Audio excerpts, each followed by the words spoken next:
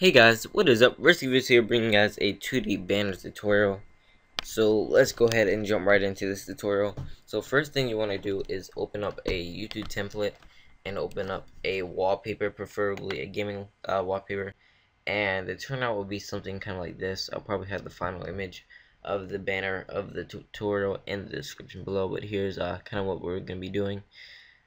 So let's go ahead and get started.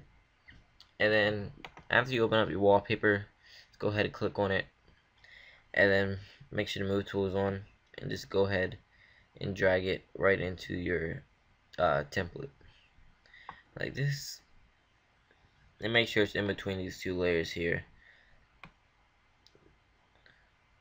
and then just center where you want the hologram part, whatever it's called, at, and then press Ctrl T, which will open up these things, and then you can drag these points, the side points, squares, out onto each side to fill up the entire banner. Oops. And then go ahead and press the check mark like that. And next thing you want to do is go ahead and press Ctrl J, and then press filter, blur, Gaussian blur, and then put the radius up on either 2.5 or 3. I'm gonna go ahead and put on 3, and then press OK. And then just bring down the opacity of the layer that has a blur, and then put it down to like anywhere between like 18 and 30. I usually put mine on 21 automatically, and then hold shift and press Ctrl E to merge the layers together. The next thing you want to do is press Ctrl J and Ctrl J again, so you have 3 copies all in total. And go to image adjustments, levels, settings should pop up, and then go ahead and change the RGB channel to green, and bring the output level on the right side all the way down to 0, and press OK. Next, on this layer, you want to go ahead and change it to normal, scroll up and click on screen, and you'll see a like a pink tint. And then on the second copy, click on that as well, and click on image adjustments, levels, and this time change the RGB channel to blue, and then bring the output level on that side to 0 as well, and press OK. Next thing you want to do, while the second copy is highlighted and the movement tool is on your keyboard, on the arrow pad, press the left arrow key twice, or you can do right, whatever, but I usually just put on left, and you'll see like a nice purple and green like a RGB split effect. It makes it kind of look nice. And then on the first copy, you can just go ahead and delete that. I'm just gonna go ahead and just group these. You don't have to group them if you don't want to, just keeps me organized a little bit. And then go ahead and press new layer, and go ahead and click on your text tool, and it may take a little bit for it to initialize at first. It usually always takes me a long time. Actually, it popped up this time pretty quick. So now just go ahead and click on the wallpaper, and then type in anything you want. So I'm gonna go ahead and I'm gonna type in dare, like that. I'm gonna go ahead and press the check mark.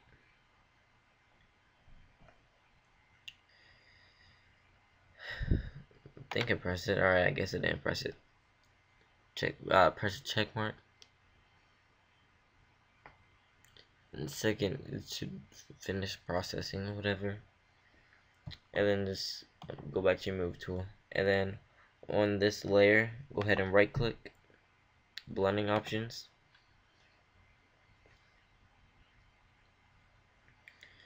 And in a second should pop up these tools to stylize it. Alright, so first thing you want to go ahead and click on bevel and emboss.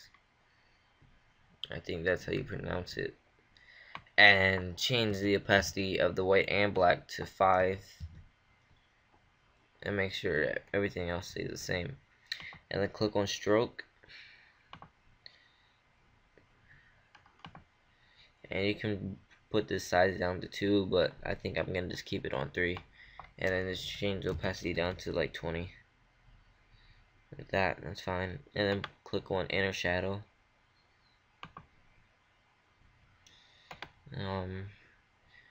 Size to 1, distance 1, actually distance 0, and then choke 3, and then opacity of the entire thing to 40. And next, go ahead and put on a gradient overlay and change the opacity of this down to, let's see, maybe like 6, 4. Actually, I don't know. I usually, alright, I'll just put 2, even though you can barely see it, but whatever. And you can put on a pattern. I'm gonna go ahead and put on a quick pattern. If you don't have a pattern, you should look up Rated's pattern pack. I think it's the 25K one.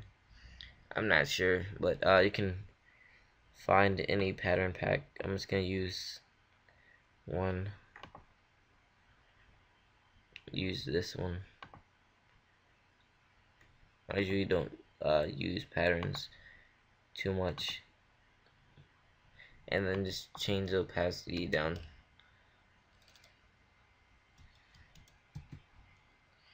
Pretty low. You can like really barely see it. And then click on drop shadow. And then put the drop shadow size on 9. And the distance on 2. And the spread 1. And then change the opacity of it to 45. And then go ahead and press alright, press OK. So far it looks much better than what it did before. If you uncheck the effects, it looked really bland. And now I'm gonna just go ahead and take off the pattern overlay. I don't really want that. I'm gonna take off the gradient overlay as well. And then just go ahead and right click, rasterize layer style. And next you want to go ahead and press Ctrl J and press Ctrl J again. So you have 3 copies in total. And on the first one, go to image adjustments, levels, and go to RGB channel green. Bring this output all the way to 0. Change the normal of the screen. And on the second one, go to image adjustments, levels, and go to RGB blue. This time bring that all the way down to 0 as well. And press OK. And on this regular copy, you just can delete that and click on the second copy that you have and just press the left arrow key as many times as you want. I usually just do like a 1 or 2 sometimes. I'm gonna just do 1, and then just hold shift and press Ctrl E to merge both of them together. So right now you have like this. And now you want to go ahead and go to edit, transform, let's go to warp. On this, you can just click at like any point in here and just like drag it just a little bit, kind of just warp it, make it look cool, but don't warp it too much. Don't like go all out. Even if it looks cool, you still want to be able to read it. And then just hit the check mark after that. And then go to edit, transform, perspective. And this is just a way to make it seem like it's somewhere else in the banner. like it makes it look it's further back, or it's closer, it's like up in the air like anything. It's a pretty good tool to use when making text. And just hit the check mark after you're done. And then you can just go to edit, transform, rotate, and then you just can rotate it. Just rotate it like that. And I'm gonna actually shrink it by pressing Control T. Just a little bit, so I can fit all of it into the portal hologram type, whatever thing you want to call it, and just drag that in there. And then the next step is, let's see how much time we're at. We're about 11 minutes. Alright, we're pretty good. So next thing, making a color correction, and go ahead and press the group folder thing, and click on the half circle. And let's see, let's go to vibrance. Put the vibrance one 5, saturation on about 4, to bring out the color just a little bit, but not too much. And click on the half circle again, and let's go to curves. And then these are click on this point, the middle one, and this one, and bring out the middle one just a little bit, and then the bottom one just a little bit, and the top one up just a little bit as well. This is just a nice lighting effect. And then you can add levels if you want. You can use anything in here. This is pretty much just what I use. And I go to photo filter, and then just make it look warm. It's like a warming filter. You can use that if you want. Just makes it look a little bit warm.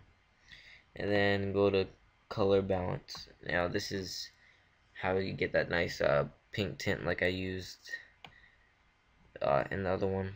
And you just bring it up to like -80.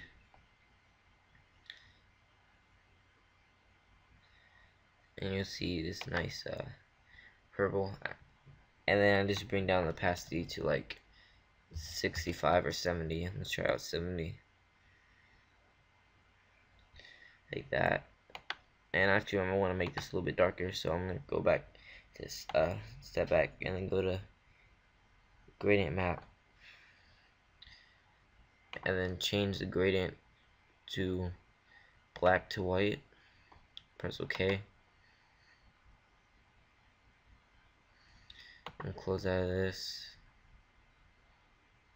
And it looks really bad right now. And then you just change the normal to overlay, which just makes it darker, and then just bring down the opacity of this to whatever. So it just looks like it's a darker room. And let's put it down to like 30.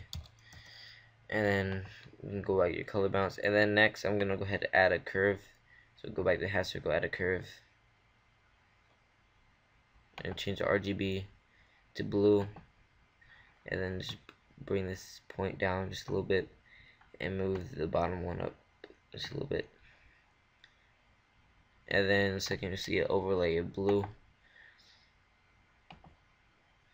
which is nice. And then I'm gonna just change the opacity down to 85, and I'm gonna bring down this gradient map that we put in just a little bit more, just a little bit too dark.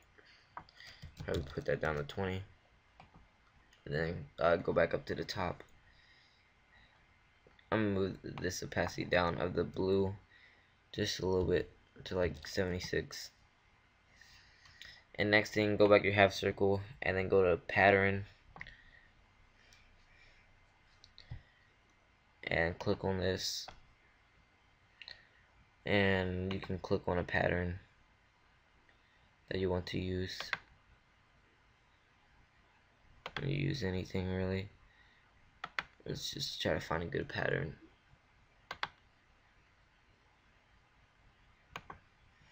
Alright, this is fine. I'll just use this one. Press OK. And then change the normal to overlay.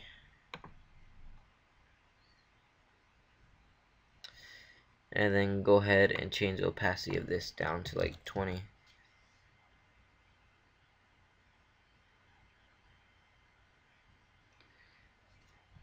And that's pretty much the color correction. And then just a couple finalization tips to use, and see how time wise we are. 16 minutes. I'll probably make it like a 20-minute video. And next, go ahead and press new layer and go ahead and click on this. It might be a circle depending on what the last thing was, but make sure it's a rectangular marquee tool. And then just make a section of the text like this.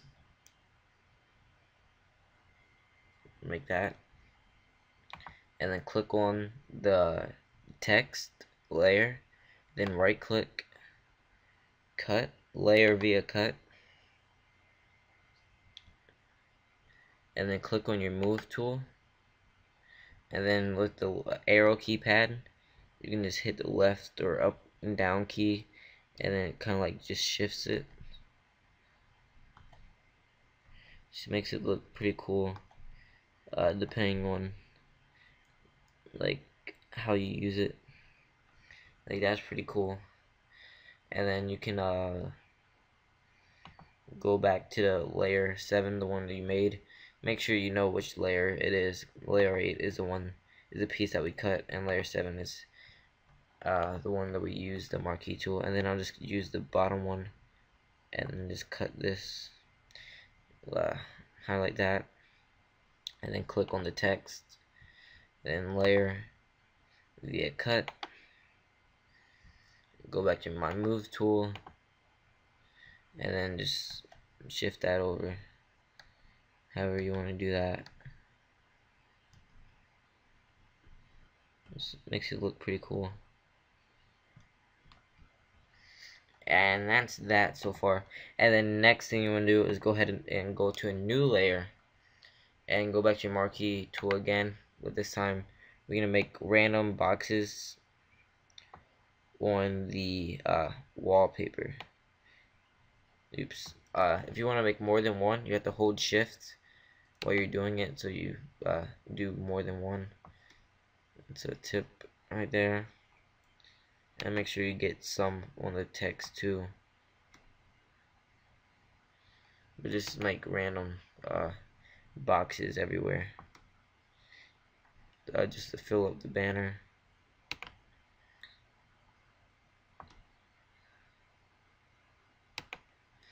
Let's try to hurry this up because I don't want this to be too long of a tutorial for you guys. But you know, 20 minutes is alright. And after this, you want to go ahead and go to filter, blur, lens blur.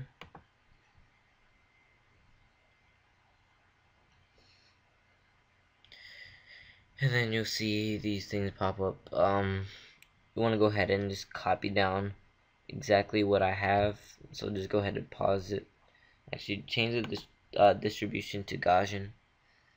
So just pause the video and make sure you guys copy everything that I do on here. Yeah, and then just press OK.